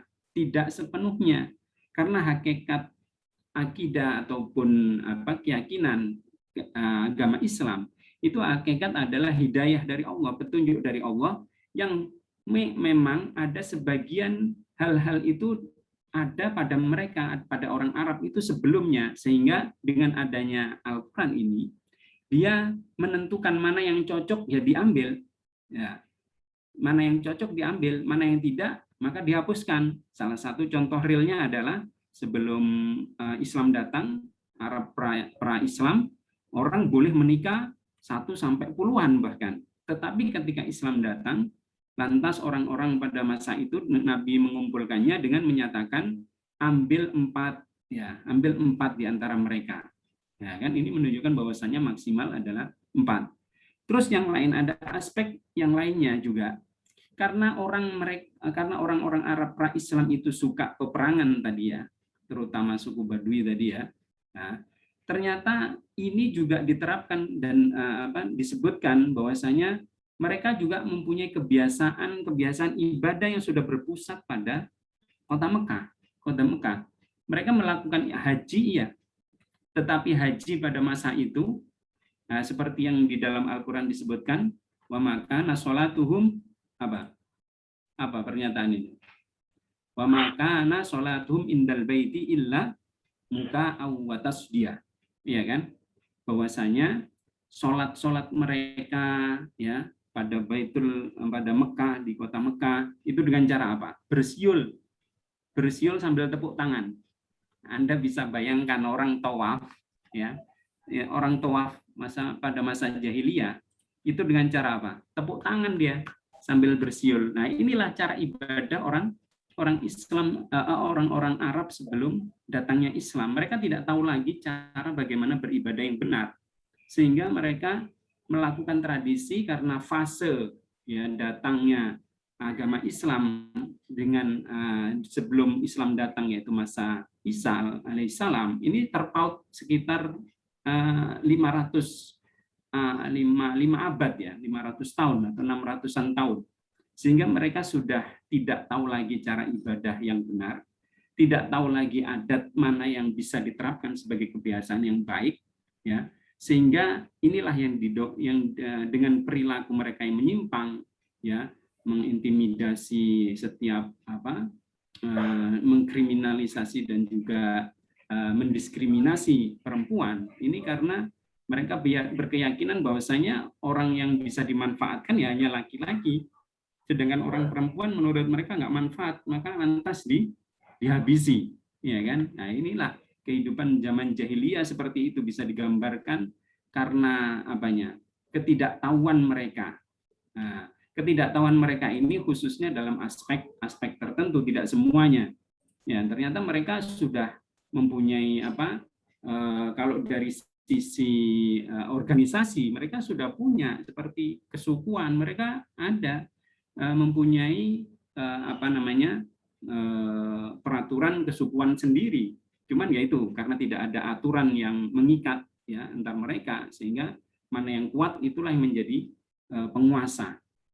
Ya, maka dengan adanya sifat-sifat itu, ini adalah merupakan posisi positif, dan kebiasaan mereka juga sebelum Islam datang, mereka karena adanya pendatang haji, ya kan, terus adanya sering peperangan, maka menurut mereka pelaksanaan haji pun juga ditentukan waktunya, yaitu selain bulan-bulan bulan-bulan yang diharamkan perang di dalamnya, maka disebutkan inna iddatas syuhuri indallahi 12 syahran, ya kan. Nah, maka ada 4 bulan yang diharamkan untuk melakukan peperangan. Nah, waktu inilah yang dibolehkan dalam pelaksanaan haji. Ini akhirnya dijadikan waktu untuk melaksanakan haji sampai saat ini, yaitu Dzulqa'dah, Dzulhijjah, ya kan. Terus kemudian Muharram, kecuali Rajab ya. Rajab ini biasanya khusus untuk pelaksanaan umroh saja. Ya. Nah, inilah jadi dari aspek-aspek turunnya Al-Qur'an, mereka ada tradisi sendiri, kebiasaan perang, sehingga bulan-bulan itu disesuaikan dengan pelaksanaan ibadah dengan tradisi perangnya sehingga tidak berbenturan. Nah, inilah akhirnya menjadi terapan syariah bahwasanya pelaksanaan haji adalah bulan Dzulqa'dah dan Dzulhijjah. Ya. Di samping hal yang lain, di dalam kebiasaan mereka dalam penguasaan kota mereka ini juga diatur seperti adanya orang yang memelihara Ka'bah, terus memberi minuman sikoyah, ya kan, terus kemudian ada apalagi itu istilah-istilahnya itu, ada yang biasa memberi makanan, ada memberi minuman, ada yang memberi menjaga mereka keamanannya. Nah, ini semuanya ditanggung oleh dibagi ya menurut klan-klan tertentu. Siapa yang menjadi sikoyahnya, memberi minumannya, siapa yang membagi-bagi makanannya, nah, itu dibagi sedemikian rupa sehingga mereka menjadi adil dan terorganisir. Nah, ini akhirnya ya pada masa sebelum Islam itu sedemikian ini ya. Jadi ada suku Arab mempunyai banyak kelompok tadi ya. Ada yang Baida, ada yaitu Ad Samud ya. Terus kemudian ada Arab Bakia, ya. Ada ada aribah, ada musta'ribah, ya. Ya, musta'ribah inilah yang menjadi keturunan Nabi tadi ya. Ya, baik. Kemudian kita lanjutkan lagi tentang Arab yang dari Arab yang dari luar atau Arab al-Baidah. Itu memang asalnya dari daerah Yaman. Seperti adanya ternyata sudah ada peradaban di sana, artinya sampai dibikinkan bendungan Ma'rib, ya kan? Itu menunjukkan bukti bahwasanya sudah ada yang namanya peradaban yang tinggi di situ. Nah, terus kemudian ini kalau kita runut sangat panjang sekali ini. Jadi namun dengan kedatangan Islam, ya, maka dipilahlah tadi ya, yaitu ada pernyataan seperti ada Asyurul Hurum, ya kan? Terus kemudian orang-orang yang di bawah Islam itu dilindungi, sedangkan orang yang tidak di bawah Islam harus mematuhi seluruh perintah-perintah ketentuan yang ada pada ketentuan kekuasaan Islam saat itu. Nah, inilah ya yang mungkin bisa dijadikan dasar pengetahuan bahwasanya sebagian dari mereka apa yang sudah diterapkan itu bisa dijalankan sampai sekarang. Tetapi yang tidak sesuai, nah inilah yang harus ditinggalkan. Ya, harus ditinggalkan. Baik. Mungkin itu ya. Oh ya, mungkin ada beberapa pertanyaan, silakan yang belum terjawab tadi apa saja?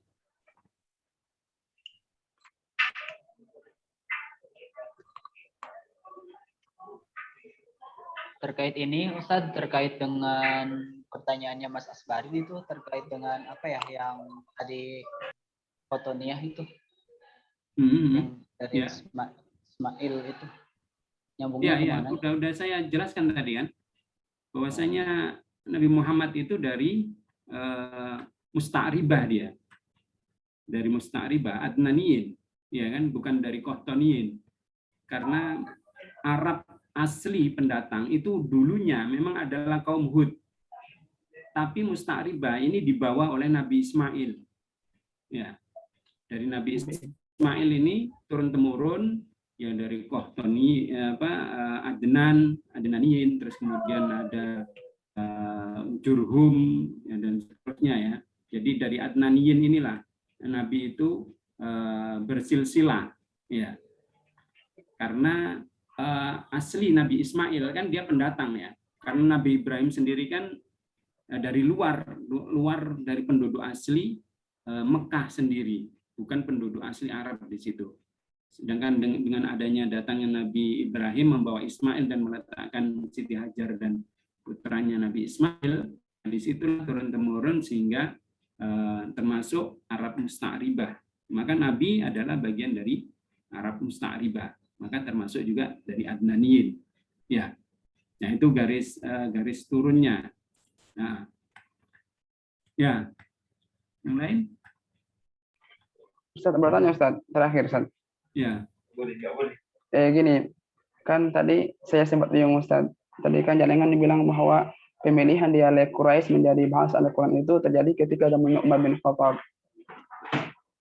Iya, tapi kira-kira mana yang benar? Karena yang dulu saya pelajari ketika masih S1 bahwa pemilihan dialek Quraisy menjadi bahasa Al-Quran ini terjadi ketika zaman Rasulullah, yaitu di mana adanya istilah al-lugh al-mushtarakah atau bahasa persatuan, sehingga jadilah Al-Quran ini diambil dari suku atau dialek Quraisy. Terus yang kedua Ustaz, gini, kan tadi ada namanya innal Qur'ana yunzala bi sab'ati ahrufin. Pertanyaannya, apakah ada relasi antara perbedaan qira'a as-sab'a arba'atu? Apakah hubungannya antara itu Ustaz atau enggak? Nah, itu tadi salah satu pendapat ulama. Jadi para ulama itu mengartikan makna innal Qur'ana anzala ala sab'ati ahruf atau unzila ala sab'ati ahruf itu diartikan menjadi 37 makna artian. Salah satunya adalah Ada yang mengatakan perbedaan qiraah itu adalah salah satu ahruf. Perbedaan dialek adalah salah satu ahruf. Perbedaan maksud kedudukan bahasa seperti adanya ijaz, balago, dan seterusnya itu adalah salah satunya. Itu sampai 37 pemaknaan dari arti bahwasanya Al-Quran itu diturunkan dengan 7 huruf. Tapi para ulama sepakat bahwasanya Al-Quran itu ini mayoritas ya, pendapat mayoritas ulama itu mengatakan bahwasanya dimaksud dengan 7 huruf di sini adalah 7 macam dialek atau bahasa ya yang mempunyai satu makna. Mempunyai satu makna. Ya tadi saya gambarkan seperti ucapan orang Jawa Timur ketika mengatakan turun, ya kan? Atau jatuh ya, menurut jatuh. Ada yang mengatakan jeblok, ada yang lugur, ada yang tipe, ada yang jelungup, ada yang apa lagi, ya, dan seterusnya. Nah seperti itu. Nah jadi pemaknaan arti sab'ati ahruf itu beraneka ragam. Cuman mayoritas ulama berporos pada satu bahasa, satu makna dengan berbagai macam bahasa. Ya, oke. Terus apa lagi? Yang tadi Ustaz, yang benar itu pemilihan dialek Quraisy menjadi bahasa Al-Quran itu di zaman Umar atau di zaman Rasulullah? Nah, penentuan Quraisy sebagai bahasa acuan untuk mengkodifikasian Al-Quran itu tidak hanya pada zaman Umar. Kalau ide pengumpulan kan sudah dimulai dari masa Abu Bakar. Ketika masa khilafah Abu Bakar, Umar kan mengusulkan agar supaya dikodifikasikan Al-Quran, maka di awal itu dikumpulkan Al-Quran masih dalam berbagai macam media dalam satu rumah, ya kan? Yaitu putrinya Umar sendiri di Hafsah kalau nggak salah waktu itu. Ya, terus baru dijadikan satu bahasa. Nah ini ketika justru malah masa Utsman adanya majelis ataupun mungkin sekarang tim verifikasi ya. Tim verifikasi penyatuan Al-Quran itu sudah berjalan jadi dari masa Umar kemudian masa Utsman, ini ada tim verifikasinya seperti Zaid bin Sabit, ya kan, ahli-ahli penulis Al-Quran dan juga para qurra'nya itu menjadi tim verifikasi sehingga dengan dijadikan Quraisy inilah sebagai bahasa patokan untuk pembukuan Al-Quran itu. Nah ini jadi penyatuan bahasa yang dijadikan patokan adalah Quraisy. Maka bahasa-bahasa yang lain yang ada 7 macam dialek tadi itu disingkirkan sehingga fokus pada bacaan Quraisy ini. Sehingga terkenallah Al-Quran sekarang dengan Al-Quran mushaf yang namanya mushaf Utsmani, gitu kan? Ya. Maka ini arti daripada 7 huruf tadi memang ada yang mengatakan 7 macam bacaan, qiraah itu termasuk di dalamnya, ya. Ada yang termasuk jenis kondisi bahasa kedudukannya dan seterusnya. Ya. Oke. Nah, Ustaz, oke Ustaz. Oke, yang lain ada yang masih dipertanyakan lagi?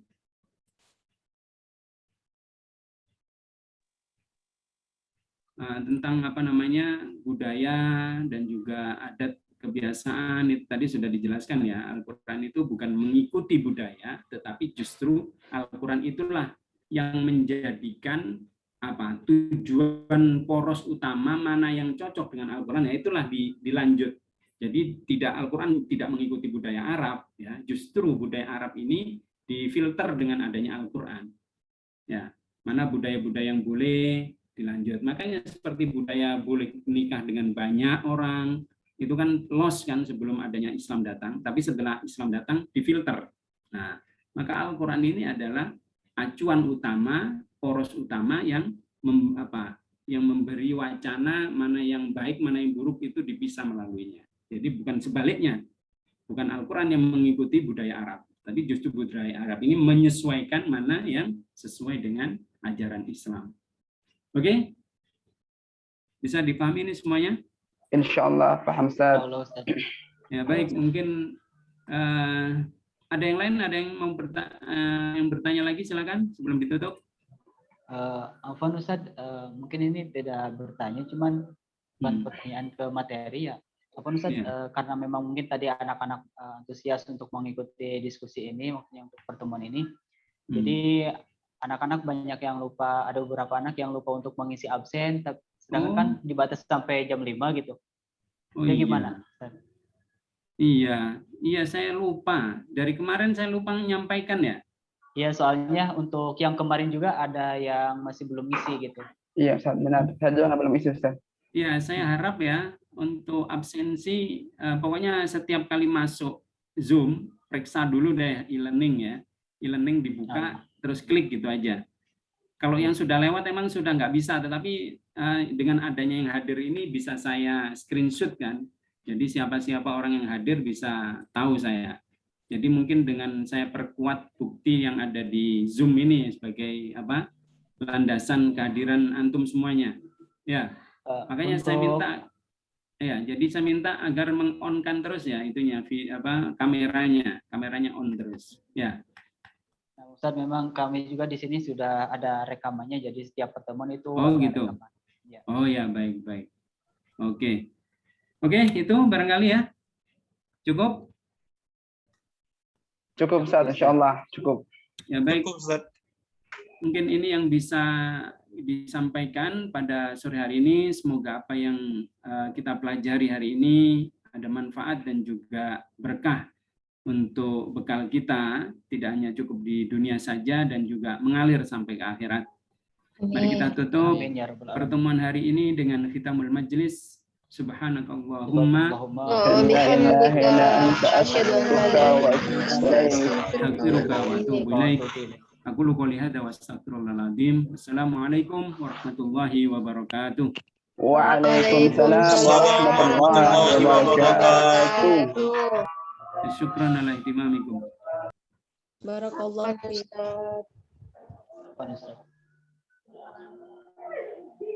Saya live ya.